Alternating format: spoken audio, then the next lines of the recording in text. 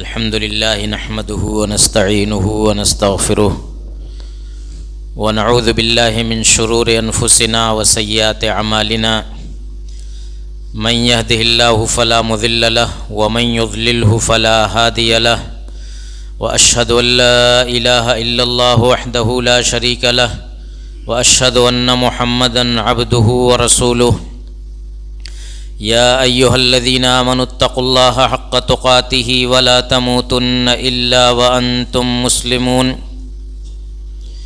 يا أيها الناس اتقوا ربكم الذي خلقكم من نفس واحدة وخلق منها زوجها وبث منهما رجالا كثيرا ونساء واتقوا الله الذي تساءلون به والأرحام إن الله كان عليكم رقيبا يا أيها الذين آمنوا اتقوا الله وقولوا قولا سديدا يصلح لكم أعمالكم ويغفر لكم ذنوبكم ومن يطع الله ورسوله فقد فاز فوزا عظيما أما بعد فإن خير الحديث كتاب الله وخير الهدي هدي محمد صلى الله عليه وسلم وشر الأمور محدثاتها وكل محدثة بدعة وكل بدعة ضلالة وكل ضلالة في النار۔ محترم صدر مجلس جناب مولانا محمد موسیٰ صاحب سلفی حفظہ اللہ، علماء کرام، بزرگوں، نوجوانوں، عزیز بچوں اور ماں اور بہنوں، ہمیں اللہ رب العالمین کا شکر ادا کرنا چاہیے کہ اس نے ایک نیک کام کی ہمیں توفیق عطا فرمائی ہے۔ ہم لوگ اس وقت کہاں بیٹھے ہیں، کس لیے بیٹھے ہیں، آپ اچھی طرح سمجھ رہے ہیں۔ یہ اللہ کا گھر ہے، مسجد اللہ کا گھر ہے، اللہ کی مہمانی میں بیٹھے ہوئے ہیں۔ مقصد کیا ہے؟ کتاب و سنت کی باتیں سننا، دین سیکھنا اور آخرت کے لیے کچھ تیاری کر لینا، اس سے عظیم مقصد کیا ہو سکتا ہے؟ اللہ تعالیٰ اس مجلس کو قبول فرمائے اور اسے ہم سب کی نیکیوں میں درج فرما دے۔ میرے بھائیوں اور بہنوں، پیارے نبی جناب محمد الرسول اللہ صلی اللہ علیہ وسلم فرماتے ہیں کہ مجتمع قوم فی بیت من بیوت اللہ یتلون کتاب اللہ وَيَتَدَارَسُونَهُ فِي مَا بَيْنَهُمْ إِلَّا نَزَلَتْ عَلَيْهِمُ السَّكِينَةُ وَغَشِيَتْهُمُ الرَّحْمَةُ وَحَفَّتْهُمُ الْمَلَائِكَةُ وَذَكَرَهُمُ اللَّهُ فِي مَنْ عِنْدَهُ۔ صحیح مسلم کی حدیث ہے۔ خوشخبری ہے آپ کے لیے۔ اللہ کے نبی صلی اللہ علیہ وسلم فرماتے ہیں کہ جب کوئی قوم اللہ کے گھروں میں سے کسی گھر میں اکٹھا ہوتی ہے، اور کس لیے اکٹھا ہوتی ہے؟ قرآن کا درس ہوتا ہے، قرآن پڑھا جاتا ہے، قرآن سمجھنے کی کوشش کی جاتی ہے، یہاں قرآن کی تلاوت ہوئی ہے، اور تقریروں میں قرآنی آیتیں، اللہ کے نبی صلی اللہ علیہ وسلم کی حدیثیں برابر پڑھی جا رہی ہیں۔ تو جب کوئی قوم اللہ کے گھر میں بیٹھ کر کے یہ کام کرتی ہے تو اس کے لیے 4 خوشخبریاں۔ سب سے پہلی خوشخبری کہ نزلت علیہم السکینہ، ان کے اوپر سکون نازل ہوتا ہے، اور نازل ہونے کا مطلب یہ ہے کہ اللہ تعالیٰ کے یہاں سے نازل ہوتا ہے۔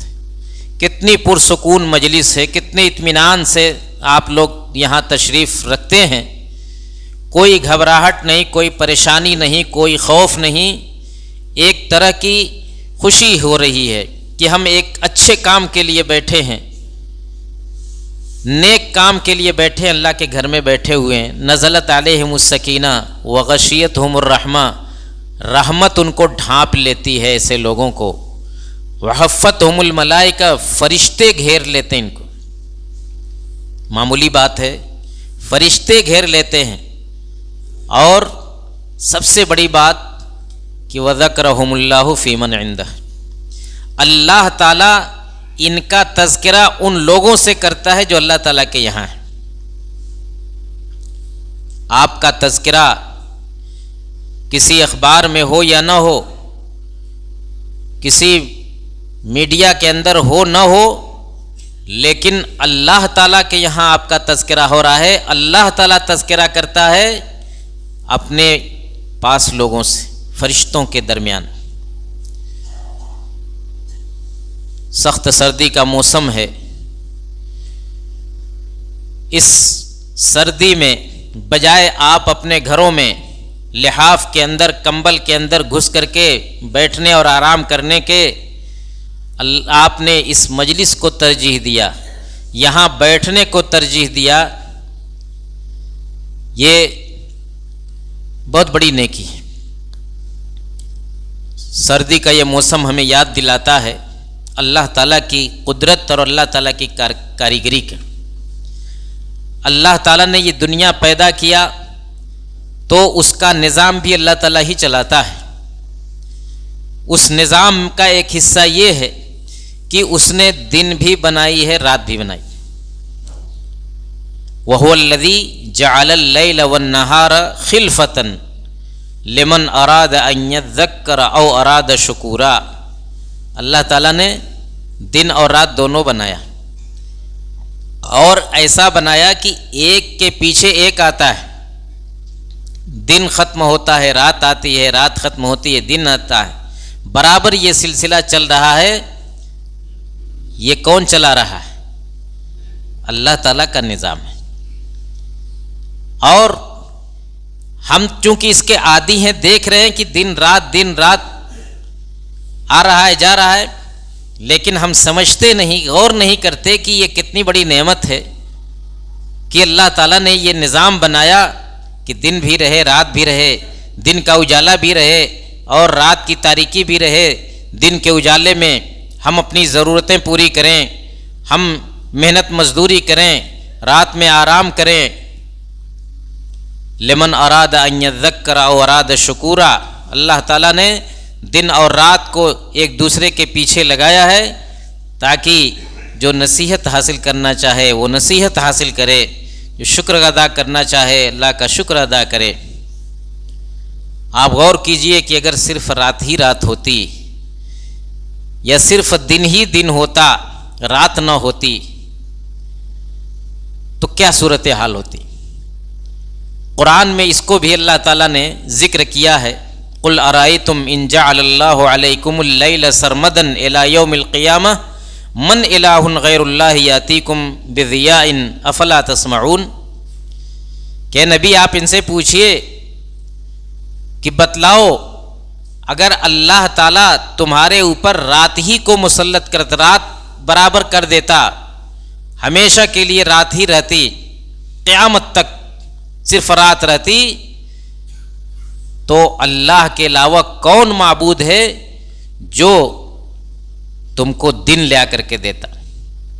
دن کی روشنی، من الہ غیر اللہ یاتیکم بضیاء، یہ دن کی روشنی، دن کا اجالا تم کو کون دیتا؟ کیا تمہارے معبودوں میں سے کسی معبود کے پاس اتنی طاقت ہے جو روشنی دے دیتا تم کو؟ یہ ایک روشنی سورج کی، جب سورج نکلتا ہے تو ہماری یہ لاکھوں کروڑوں روشنیاں پھیل ہو جاتی ہیں اس ایک روشنی کے سامنے، اس ایک چراغ کے سامنے۔ تو اللہ تعالیٰ کہہ رہا ہے کہ اگر ہمیشہ کے لیے رات ہی رہتی تو یہ اجالا تم کو کہاں سے ملتا؟ افلا تسمعون، تمہیں کچھ سنائی نہیں دیتا ہے؟ بات سمجھنے کی کوشش کرتے ہو کہ نہیں کرتے ہو؟ پھر فرمایا کہ قل ارائیتم ان جعل اللہ علیکم النہار سرمدا الی یوم القیامہ من الہ غیر اللہ یاتیکم بلیل تسکنون فیہ، کہ نبی اور ان سے یہ بھی پوچھئے کہ بتلاؤ اگر اللہ تعالی ہمیشہ کے لیے دن ہی مقرر کر دیتا، قیامت تک کے لیے ہمیشہ دن رہتا، رات نہ ہوتی، تو من الہ غیر اللہ یاتیکم بلیل تسکنون فیہ، اللہ کے علاوہ وہ کون سا معبود ہے جو تم کو رات لے آ کر کے دیتا جس میں تم سکون حاصل کرتے؟ یہ رات اللہ تعالیٰ نے سکون کے لیے بنائی ہے۔ وَجَعَلْنَا اللَّيْلَ لِبَاسًا وَجَعَلْنَا النَّهَارَ مَعَاشًا، تو اگر ہمیشہ دن ہی دن رہتا تو رات کا سکون تم کو نہیں ملتا۔ افلا تبصرون، کیا تمہیں یہ سب چیزیں دکھائی نہیں دے رہی ہیں؟ وَمِن رَحْمَتِهِ جَعَلَ لَكُمُ اللَّيْلَ وَالنَّهَارَ لِتَسْكُنُوا فِيهِ وَلِتَبْتَغُوا مِن فَضْلِهِ وَلَعَلَّكُمْ تَشْكُرُونَ، یہ اللہ کی رحمت ہے کہ اس نے دن بھی بنایا، رات بھی بنائی، تاکہ دن میں تم اللہ کا رزق تلاش کرو اور رات میں تم سکون حاصل کرو، رات میں تم آرام حاصل کرو اور اللہ کا شکر ادا کرو۔ یہ دن اور رات کی جو تبدیلی ہوتی ہے، اسی تبدیلی کا ایک حصہ یہ بھی موسم کی تبدیلی بھی ہے کہ کبھی سردی ہے کبھی گرمی ہے۔ یہ موسم کی تبدیلی بھی ہمارے جسم کے لیے، ہماری زمین کے لیے ضروری ہے، اور موسم کی تبدیلی کے ساتھ ساتھ اللہ تعالیٰ نے وہ ساری چیزیں بھی ہم کو مہیا کی ہیں جو ہر موسم کے لیے ضروری ہوتی۔ دیکھیے سال بھر میں کھانے پینے کی چیزوں کے اوپر آپ غور کیجئے کہ ایک پھل اور ایک کوئی چیز ختم نہیں ہوتی کہ دوسرا پھل، دوسری سبزی، دوسری طرح کے کھانے پینے کی چیزیں موسم کے حساب سے اور ماحول کے حساب سے برابر پیدا ہوتی رہتی ہیں۔ یہ سب اللہ کا نظام ہے میرے بھائیو۔ اللہ تعالیٰ نے سردی بنائی تو سردی سے حفاظت کا ذریعہ بھی بنایا، لباس پوشاک ہم کو دی، ہمارے کھانے پینے کے لیے ایسی چیزیں دی جن کو کھا کر کے نہ صرف یہ کہ ہم اپنی زندگی کو باقی رکھیں، بلکہ گرمی ہے تو گرمی دور کرنے کے لیے، سردی ہے تو سردی سے محفوظ اپنے آپ کو کرنے کے لیے ساری چیزوں کا انتظام اللہ تعالیٰ نے کر رکھا ہے۔ وَلَنَعَامَ خَلَقَهَا لَكُمْ فِيهَا دِفْءٌ وَمَنَافِعُ وَمِنْهَا تَأْكُلُونَ، اللہ تعالیٰ نے یہ جانوروں کو پیدا کیا ہے، اور یہ جانوروں کو پیدا کیا ہے، ان جانوروں کے اندر تمہارے لیے گرمی حاصل کرنے کا سامان ہے۔ لَكُمْ فِيهَا دِفْءٌ، انہی جانوروں کے اندر گرمی حاصل کرنے کا سامان ہے۔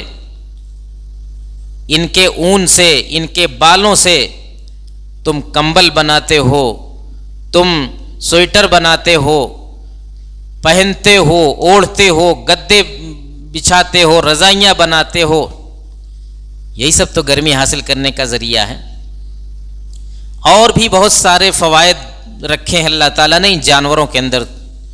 وَمِنْهَا تَأْكُلُونَ، اور کچھ جانور ایسے ہیں جن کو تم کھاتے ہو، اور کھانے کے بعد ایک تو یہ کہ وہ تمہاری جسمانی ضرورت پوری کرتے ہیں، اور ساتھ ہی ساتھ جو موسم کا تقاضا ہے وہ تقاضے بھی پورے ہوتے ہیں۔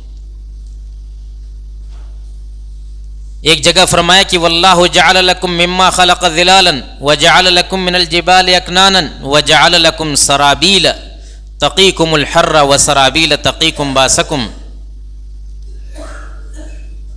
کہ اور بہت ساری چیزوں کو ذکر کرنے کے بعد اللہ تعالیٰ نے کہا کہ اللہ تعالیٰ نے تمہارے لیے ایسے لباس بنائے ہیں جو تم کو گرمی سے بچاتے ہیں اور تمہاری حفاظت کرتے ہیں لڑائی وغیرہ کے اندر۔ تو جیسے گرمی سے بچاتے ہیں ویسے ہی ٹھنڈک سے بھی بچاتے ہیں۔ یہ سب نعمتیں ہیں، چونکہ ہم ان نعمتوں سے گزرتے ہیں، برابر دیکھتے ہیں، استعمال کرتے ہیں، تو ہم کو احساس نہیں ہوتا کہ یہ سب بھی اللہ کی نعمت ہے۔ آپ ان غریبوں سے پوچھئے، ان مفلوق الحال لوگوں سے پوچھئے جو اس شدید سردی کے اندر، جن کو اپنے بدن ڈھانکنے کے لیے، جن کو اپنا سر چھپانے کے لیے کوئی گھر نہیں ہے، جن کے پاس جھوپڑی نہیں ہے، جھوپڑی ہے کھڑکیوں سے ہوا آ رہی ہیں، ٹھنڈک آ رہی ہے، بارش ہو جائے تو پورا گھر بھیگ جائے، اس میں کبھی اس کنارے چھپتے ہیں، کبھی اس کنارے بیٹھتے ہیں۔ تو اگر اللہ تعالیٰ نے ہم کو ایک محفوظ گھر دیا ہے، ہم کو پہننے اوڑھنے کے وسائل دیے ہیں، کھانے پینے کے سامان دیے ہیں، تو کتنا ضروری ہے کہ ہم اس رب العالمین کا شکر ادا کریں، اور شکر ادا کرنے کے ساتھ ساتھ ان بیچاروں کا بھی خیال رکھیں جو ان نعمتوں سے محروم ہیں۔ یہ سردی کا موسم اس بات کا تقاضا کرتا ہے کہ ہم ایسے لوگوں کو تلاش کر کے ان کی ضرورتوں کو ان تک پہنچائیں۔ ہمارے پاس، ہمارے گھروں میں کتنے زائد سامان ہوتے ہیں پہننے اوڑھنے کے، ایک سامان، ایک سویٹر، ایک کوٹ، ایک کمبل استعمال کر رہے ہیں، دوسرا لے آئے، وہی گھر میں جو پڑا ہوا ہے اسی کو کم سے کم کسی ضرورت مند تک کو پہنچا دیں کہ اس کا جاڑا کٹ جائے، اس کے بال بچوں کی حفاظت ہو جائے۔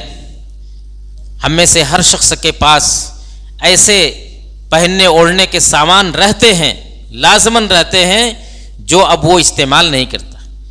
اگر آپ نیا خرید کر کے دے رہے ہیں تب تو یہ بہت بڑی بات ہے، بہت اچھی بات ہے، لیکن اگر آپ اتنا نہیں کر سکتے، اس کی استطاعت نہیں ہے، تو کم سے کم وہی اپنا جو زائد ہے، زائد پہننے اوڑھنے کے سامان ہیں آپ کے گھر میں، عورتوں کے، بچوں کے، آپ کے خود، تو کم سے کم ان کے ذریعے خبر گیری کر لیجئے، ان مظلوموں کی، ان مفلوق الحال لوگوں کی۔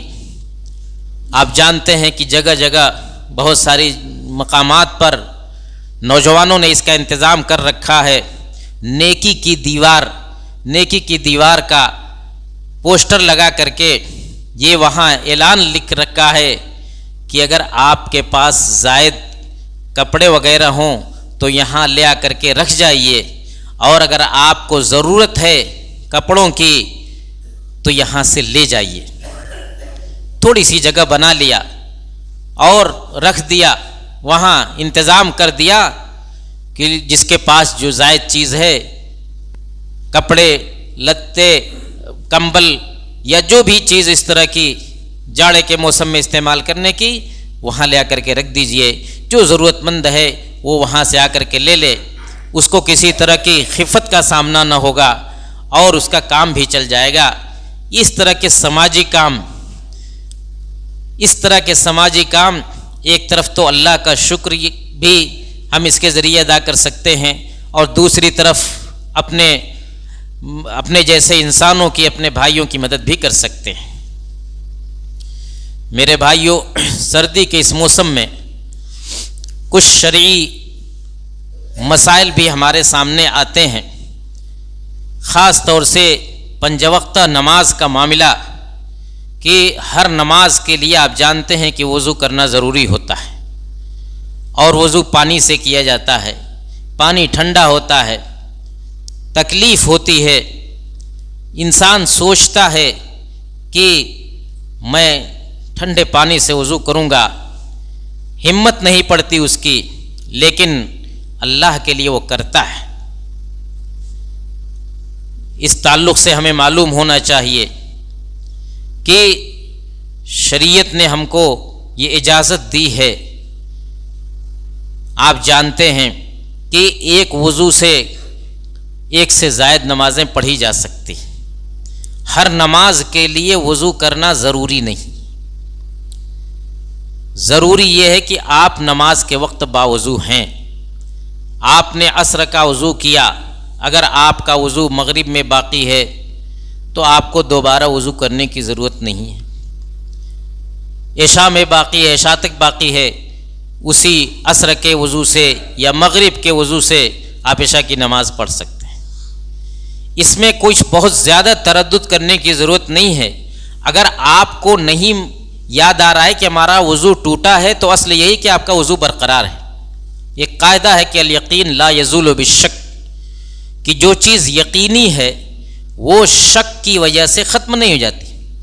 یہ تو یقینی ہے کہ آپ نے وضو کیا ہے، آپ کو یاد ہے کہ ہم نے وضو کیا ہے، لیکن یہ یاد نہیں ہے کہ وضو ٹوٹا ہے کہ نہیں ٹوٹا ہے. تو جب یہ یاد نہیں کہ وضو ٹوٹا ہے کہ نہیں ٹوٹا ہے تو وہ آپ کا وضو برقرار ہی مانا جائے گا. تو اس لیے اس میں کوئی تکلف کرنے کی ضرورت نہیں. تھوڑا سا انسان اہتمام کرے تو وہ کر سکتا ہے ایسا. اور جاڑے کے موسم میں آپ جانتے ہیں کہ چھوٹا دن ہوتا ہے، نماز جلدی جلدی اس کے اوقات آتے ہیں، ہر 1.5 گھنٹے 2 گھنٹے پر وقت ہوتا ہے، تو اس میں آدمی ایسا کر سکتا ہے. دوسری بات یہ کہ موزوں پر مسح کرنے کی بھی ضرورت پڑتی ہے. بجائے پیر دھلنے کے موزوں پر مسح کرنے کی چھوٹ ہے. یہ چھوٹ کوئی جاڑے کے لیے خاص نہیں ہے. آدمی کسی بھی موسم میں اگر موزہ پہنے ہوئے ہے تو وضو کرتے وقت پاؤں دھلنے کے بجائے وہ موزوں پر مسح کر سکتا ہے. اس کی کچھ شرائط ہیں، اس کے کچھ ضوابط ہیں جو ہم کو یاد رکھنا ضروری ہے. ایسا نہیں کہ کسی بھی حالت میں کیسے بھی موزہ پہنا ہو اس پر ہم مسح کر لیں گے. اس سلسلے میں جو ضروری باتیں ہیں میں چاہتا ہوں کہ آپ کے سامنے رکھ دوں. سب سے پہلی بات یہ کہ موزے پر مسح کرنا یہ قرآن سے بھی ثابت ہے اور اللہ کے نبی صلی اللہ علیہ وسلم کی سنتوں سے بھی ثابت ہے. اس میں کسی طرح کا کوئی کلام نہیں. دوسری بات کہ ہر طرح کے موزے پر مسح کیا جا سکتا ہے، چاہے وہ چمڑے کا موزہ ہو، نائلن کا ہو، کاٹن کا ہو. موزہ جس کو کہتے ہیں، موزے کی شکل کی جو چیز آپ پہنتے ہیں اس موزے پر مسح کیا جا سکتا ہے. موزے پر مسح کرنے کے لیے ضروری ہے کہ وہ موزہ بذات خود پاک ہو اور پاکی کی حالت میں پہنا گیا ہو. یہ سب سے بنیادی شرط ہے. پاک ہو، ظاہر بات ہے کہ نمازی کا پورا کپڑا ہی پاک ہونا چاہیے، تو موزہ بھی اگر وہ پہنتا ہے تو پاک ہی پہنے گا. لیکن پاکی کی حالت میں، مکمل پاکی کی حالت میں پہنے ہوگا موزہ، تب اس پر مسح کرے گا. مکمل پاکی کی حالت کا مطلب یہ ہے کہ وضو کرنے کے بعد اس نے موزہ، باوضو حالت میں موزہ پہنا ہے، تب اس پر جو ہے دوبارہ جب وہ وضو کرے گا تو مسح کرے گا. باوضو حالت میں آپ نے وضو کیا، وضو کر کے یا تو فوراً موزہ پہن لیا یا وضو کرنے کے بعد نماز ادا کی، نماز کے بعد ابھی وضو نہیں ٹوٹا ہے تب تک آپ نے موزہ پہن لیا، تو یہ ہو گیا مکمل پاکی کی حالت میں موزے کا پہننا. اب اس موزے پر آپ مسح کر سکتے ہیں.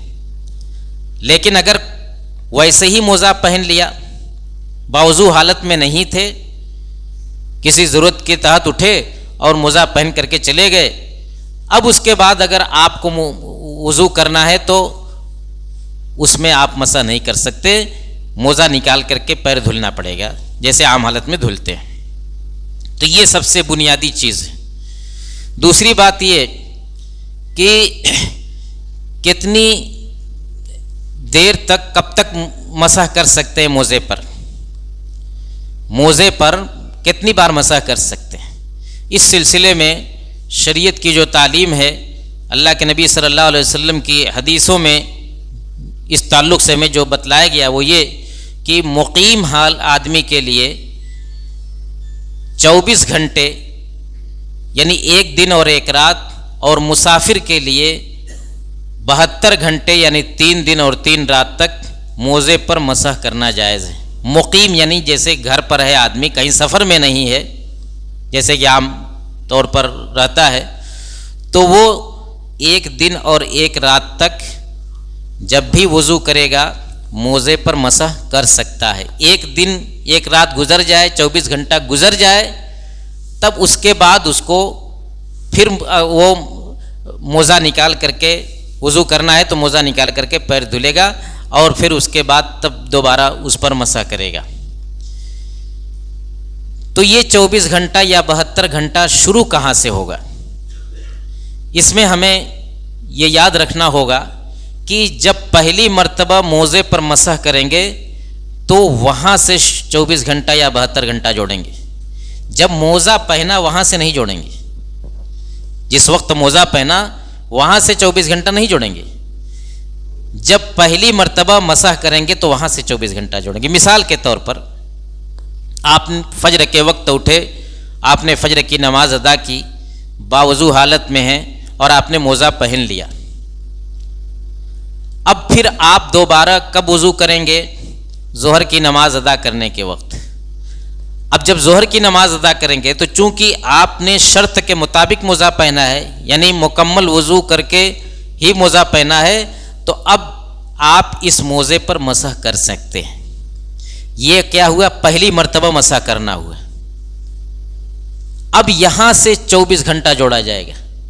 اب یہاں سے اگلے دن مثلاً آپ نے پھر ظہر کے لیے وضو، عصر کے لیے وضو کیا، مغرب کے لیے وضو کیا، عشاء کے لیے وضو کیا اور موزہ پہن کر کے سو گئے، فجر کے لیے وضو کیا، تو ان تمام اوقات میں آپ مسح کر سکتے ہیں موزے کے اوپر۔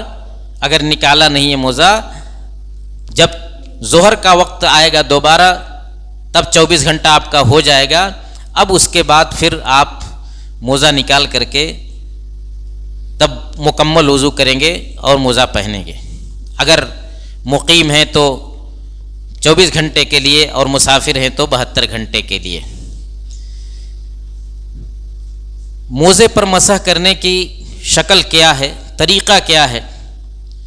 اس سلسلے میں شریعت کا جو حکم ہے، اللہ کے نبی صلی اللہ علیہ وسلم کی جو تعلیم ہے وہ یہ کہ ہاتھ کی بھیگی ہوئی انگلیوں سے موزے کے اگلے حصے یعنی پیر کی انگلیوں کے پاس سے گیلی انگلیوں کو، ہاتھ کی گیلی انگلیوں کو پیر کی انگلیوں کے پاس سے گزارتے ہوئے لے آئیں گے اوپر پڈلیوں تک، جہاں تک آپ پیر دھلتے ہیں وہاں تک بھیگے ہاتھ سے، بھیگی انگلیوں سے ایک مرتبہ پیر کی انگلیوں کے پاس سے گزارتے ہوئے پڈلی تک لے آئیں گے، ٹخنے سے اوپر لے آئیں گے، اور یہ صرف ایک مرتبہ کیا جائے گا۔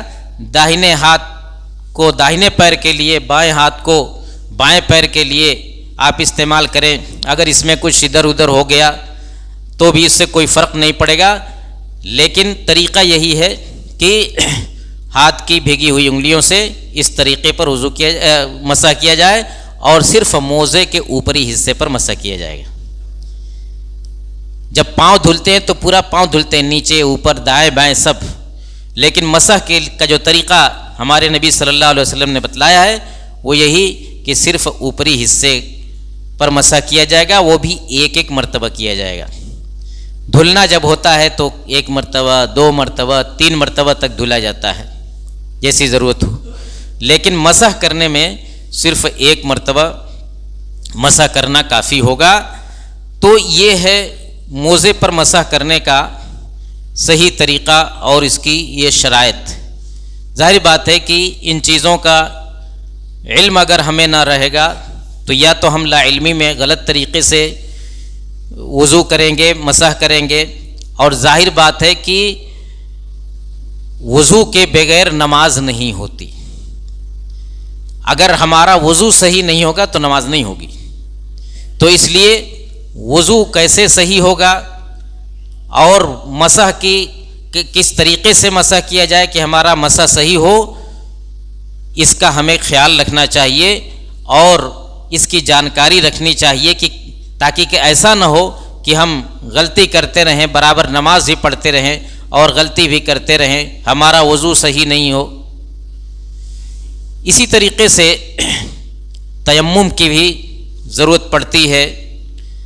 یہ تیمم کا معاملہ بھی پورے سال میں کبھی بھی پیش آ سکتا ہے، لیکن جاڑے کے موسم میں اس کی زیادہ ضرورت پیش آتی ہے۔ اس لیے اس کا کیا حکم ہے، اس کا کیا طریقہ ہے، اس کی کیا شرطیں ہیں، یہ بھی جاننا ضروری ہے۔ تیمم کا مطلب ہوتا ہے کہ پاک مٹی پر ہاتھ مار کر کے ہتھیلی اور چہرے پر ایک مرتبہ پھیر لیا جائے، اسی کو تیمم کرتے ہیں۔ یہ وضو کا بدل ہوتا ہے۔ یہ اس شخص کے لیے ہے جس کے پاس یا تو پانی ہی نہیں ہے، نماز کا وقت ہو گیا اور پانی نہیں اس کے پاس، کسی ایسی جگہ پر پہنچ گیا ہے جہاں آس پاس دور تک پانی اس کو نہیں مل رہا ہے، یا پانی تو مل رہا ہے لیکن اس کو کوئی ایسی بیماری ہے کہ اس پانی کو اگر وہ استعمال کرتا ہے تو اس کی بیماری بہت زیادہ بڑھنے کا ڈر ہے، شدید صورت اختیار کر جائے گی اس کی بیماری۔ پانی اگر استعمال کرتا ہے، ڈاکٹر نے منع کیا ہے سرے سے پانی استعمال کرنے سے، تو ایسی صورت میں بھی وہ تیمم کر سکتا ہے۔ تو یا تو پانی ہی نہ ہو سرے سے، اور پانی ہی نہ ہو کا مطلب ہی نہیں کہ جہاں وہ بیٹھا ہے بس آس پاس کہیں دائیں بائیں دیکھا پانی نہیں ہے تو چلو پانی نہیں ہے، نہیں، اس کی ذمہ داری ہے کہ ذرا تلاش کرے پانی کو اور دیکھے، اگر کوئی شکل نہیں ہے پانی ملنے کی تب وہ جا کر کے تیمم کرے گا۔ یا اسی طریقے سے تیمم اس لیے نہیں کہ چلو ٹھنڈک لگ رہی ہے، تکلیف ہوگی، وضو کریں گے ٹھنڈے پانی سے تو تکلیف ہوگی، جاڑے کا موسم ہے، فجر کا وقت ہے، لیا آج تیمم کر کے پڑھ لیں، ایسا نہیں میرے بھائیو۔ یہ جو تکلیف ہوتی ہے نا سردی میں یا کسی بھی وجہ سے وضو کرنے میں جو تکلیف ہوتی ہے اس کا الگ سے اجر و ثواب ملتا ہے، یہ کوئی معمولی چیز نہیں ہے۔ اللہ کے نبی صلی اللہ علیہ وسلم نے فرمایا تھا کہ کیا میں تم کو وہ چیزیں نہ بتاؤں کہ جن کے ذریعے اللہ تعالیٰ تمہارے گناہ معاف کرتا ہے اور تمہارے درجات بلند کرتا ہے، گناہ بھی معاف ہوتے ہیں اور درجات بھی بلند ہوتے ہیں۔ تو کئی چیزیں آپ نے بتلائیں جن سے گناہ بھی معاف ہوتے ہیں، درجات بھی بلند ہوتے ہیں۔ ان میں سے ایک چیز یہ بتلائی کہ اسباغ الوضوء علی المکارہ، تکلیف کے باوجود، مشقت کے باوجود پورے طور پر وضو کرنا۔ مشقت ہوتی ہی ہے، جاڑے کے موسم میں وضو کرنے میں یقیناً مشقت ہوتی ہے، آدمی سوچتا ہے، تو یہ مشقت بھی شرح صدر کے ساتھ ہم برداشت کر لے جائیں، اللہ کے واسطے یہ مشقت، یہ تکلیف برداشت کر لے تو اس کا الگ سے اجر و ثواب ہے۔ تو تیمم مجبوری کی حالت میں کر سکتا ہے انسان۔ پانی بہت ٹھنڈا ہے، آپ پانی گرم کرنے کا کیونکہ دنیا بھر کے وسائل موجود ہیں، ان وسائل کو آدمی تلاش کرے، استعمال کرے، اس کا انتظام رکھے، اپنے گھر نہیں تو دائیں بائیں کہیں بھی وہ دیکھ سکتا ہے، اس کی کوشش کر سکتا ہے۔ لیکن اگر کوئی انتظام نہیں ہے، پانی ٹھنڈا ہے اور ٹھنڈے پانی کو استعمال کرنے سے بیماری بڑھنے کا پورا اندیشہ ہے، تو ایسی صورت میں یا پانی نہ ہونے کی صورت میں سرے سے تیمم کرنے کی اجازت ہے۔ تیمم کا معنی ہے قصد کرنا۔ قرآن میں اللہ تعالیٰ نے فرمایا کہ فَتَيَمَّمُوا صَعِيدًا طَيِّبًا فَامْسَحُوا بِوُجُوهِكُمْ وَأَيْدِيكُمْ مِنْهُ، کہ پاک مٹی کا قصد کرو، پاک مٹی کے پاس جا کر کے اور اسی سے اپنے چہرے اور اپنے ہاتھوں کا مسح کرو۔ تیمم کی شکل یہ ہے کہ اپنے دونوں ہتھیلیوں کو پاکی کی نیت سے، جیسے وضو بسم اللہ کر کے اور پاکی کی نیت سے کرتے ہیں، تو اسی طریقے سے بسم اللہ کر کے اور پاکی کی نیت کر کے اپنے دونوں ہتھیلیوں کو مٹی پر، پاک مٹی پر رکھیں، اور پھر ان ہتھیلیوں کو بعض روایتوں میں پھونکنے کا بھی تذکرہ ہے کہ ان میں پھونک ماری جائے، اور پھر اپنے دونوں ہتھیلیوں کے اوپری حصے کو اور چہرے کے اوپر پھیرا جائے، یعنی داہنی ہتھیلی کا اندرونی حصہ بائیں ہتھیلی کے اوپری حصے پر پھیرا جائے، اور بائیں ہتھیلی کا اندرونی حصہ دائیں ہتھیلی کے اوپری حصے پر پھیرا جائے، جیسے آپ ایسے پھرتے ہیں، ایک مرتبہ بس، اور ایک مرتبہ چہرے پر، ہو گیا تیمم آپ کا۔ پاک مٹی پر ہاتھ مار کر کے، اب وہ مٹی خالص مٹی ہو، ریتیلی مٹی ہو، مٹی کسی بھی طرح کی ہو، اس مٹی پر ہاتھ مار کر کے اور پھر دونوں ہتھیلیوں کے اوپری حصے پر اس کو پھیریں گے اور چہرے پر ایک ایک مرتبہ پھیریں گے۔ یہ تیمم ہو گیا۔ اس تیمم سے نماز بھی پڑھی جا سکتی ہے، اور اگر کسی کو غسل کی ضرورت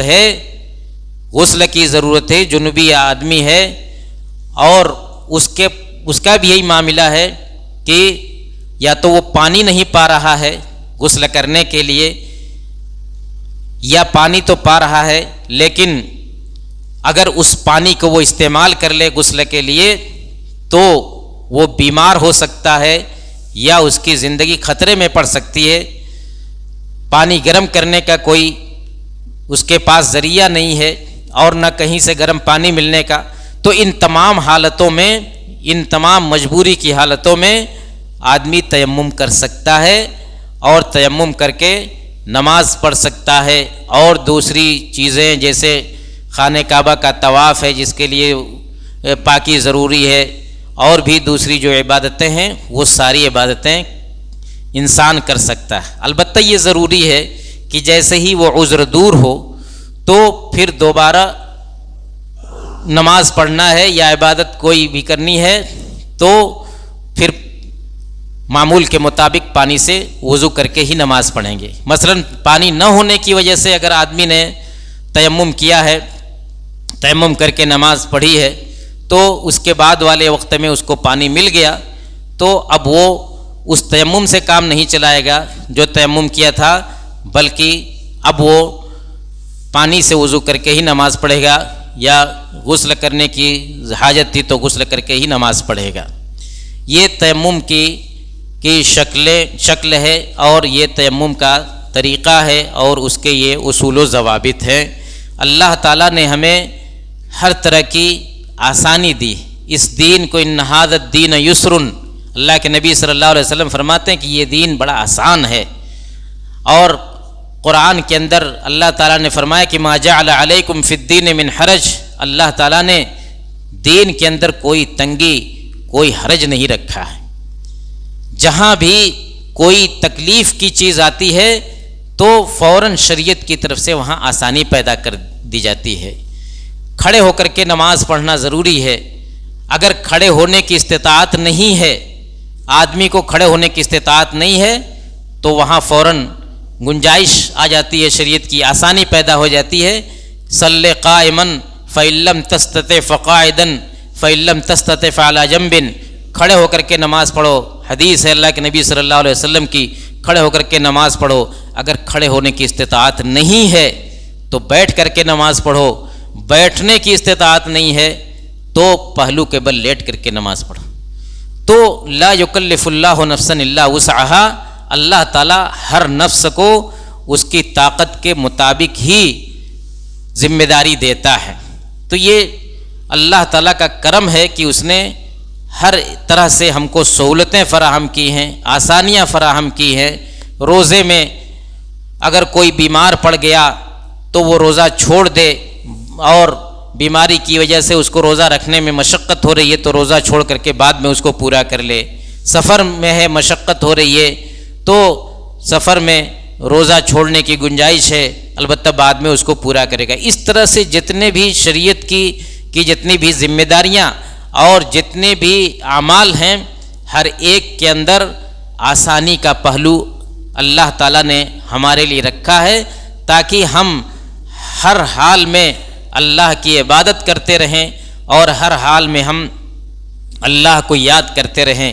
یہ اللہ تعالیٰ کا ہمارے اوپر احسان ہے، ہمیں اس کا شکر ادا کرنا چاہیے، اور ہم ہر آن اللہ کے ذکر میں ہمیں رہنا چاہیے کہ اللہ تعالیٰ نے ہم کو پیدا کیا اور ہم کو اسلام کی نعمت دی، توحید کی نعمت دی، کتاب و سنت پر عمل کرنے کی توفیق عطا فرمائی، ہمیں اس پر بھی اللہ کا شکر ادا کرنا چاہیے۔ خالص دین اللہ تعالیٰ نے ہم کو دیا ہے، الا للہ الدین الخالص۔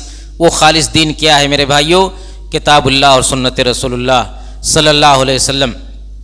تو یہ توفیق اللہ تعالیٰ نے دی ہے، ہمیں صحت دیا ہے، ہمیں زندگی گزارنے کے لیے جو بھی ضروری چیزیں تھیں اللہ تعالیٰ نے سب مہیا کی ہیں۔ ہمارا کام یہ ہے کہ ہم ان ساری سہولتوں سے فائدہ اٹھاتے ہوئے اس مقصد کو اپنے سامنے ہمیشہ رکھیں جس مقصد کے لیے ہم کو اللہ تعالیٰ نے پیدا کیا ہے، اور وہ مقصد ہے اللہ کی عبادت۔ وہ مقصد یہ ہے کہ اللہ تعالیٰ نے ہمیں اس زمین پر جس طریقے سے زندگی گزارنے کا حکم دیا ہے اسی طریقے سے ہم زندگی گزاریں۔ اللہ تعالیٰ ہم سے اس کے علاوہ اور کچھ نہیں چاہتا۔ اللہ تعالیٰ نے ہم کو اسی لیے پیدا ہی کیا ہے۔ اگر ہم نے یہ راستہ چھوڑا اور اس راستے کو چھوڑ کر کے ہم نے اللہ تعالیٰ کو چھوڑا، اللہ تعالیٰ کو بھول گئے، تو پھر ہم کس وادی میں ہلاک ہوتے ہیں اللہ تعالیٰ کو اس کی کوئی فکر نہیں ہوگی۔ اللہ تعالیٰ نے فرمایا کہ فاذکرونی اذکرکم، تم مجھ کو یاد رکھو میں تم کو یاد رکھوں گا۔ ایک ہی فارمولہ ہے اللہ کی مدد حاصل کرنے کا اور اللہ کی پناہ میں رہنے کا، کہ ہم اللہ کو یاد کریں تو اللہ تعالیٰ ہم کو یاد کرے گا۔ ہم اللہ کو بھول گئے تو پھر اللہ تعالیٰ ہم کو بھی چھوڑ دے گا، ہم سے بھی اپنی رحمت ختم کر لے گا، اور پھر اللہ تعالیٰ کو کوئی پرواہ نہیں ہوگی کہ ہم کہاں جاتے ہیں اور ہمارا کیا حال ہوتا ہے۔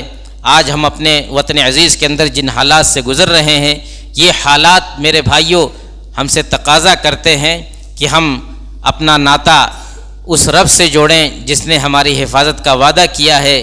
فاذکرونی اذکرکم، جس نے کہا ہے کہ مجھ کو یاد رکھو گے تبھی میں تم کو یاد رکھوں گا، جس نے کہا ہے کہ ان تنصروا اللہ ینصرکم ویثبت اقدامکم، اگر تم اللہ کی مدد کرو گے، اللہ کے دین کی مدد کرو گے تو اللہ تعالیٰ تمہاری مدد کرے گا اور تم کو ثابت قدم رکھے گا۔ اللہ تعالیٰ نے کہا ہے کہ ان ینصرکم اللہ فلا غالب لکم وان یخذلکم فمن ذا الذی ینصرکم من بعدی، اگر اللہ تعالیٰ تمہاری مدد کرے گا تو دنیا کی کوئی طاقت تمہارے اوپر غالب نہیں آ سکتی، اور اگر اللہ تعالیٰ نے تم کو چھوڑ دیا تو پھر دنیا کی کوئی طاقت تمہیں بچا نہیں سکتی۔ ہمیں اللہ کا شکر ادا کرنا چاہیے، بار بار شکر ادا کرنا چاہیے، زبان سے بھی شکر ادا کرنا چاہیے، عمل سے بھی شکر ادا کرنا چاہیے، دل سے بھی شکر ادا کرنا چاہیے۔ اللہ رب العالمین ہمیں اپنے بتائے ہوئے سیدھے راستے پر چلنے کی توفیق عطا فرمائے۔ اللہ تعالیٰ ہم نے جو باتیں یہاں سنی ہیں، جو تعلیمات ہم نے یہاں سے حاصل کی ہیں، سیکھی ہیں، ان تعلیمات پر ہمیں عمل کرنے کی توفیق عطا فرمائے۔ جب تک زندہ رکھے اللہ تعالیٰ ہمیں دین پر، اسلام پر زندہ رکھے، خاتمہ ہو تو صحیح عقیدے پر اور ایمان پر خاتمہ ہو۔ وآخر دعوانا ان الحمد للہ رب العالمین، وصلی اللہ وسلم علی خیر خلقہ محمد وعلی آلہ واصحابہ اجمعین۔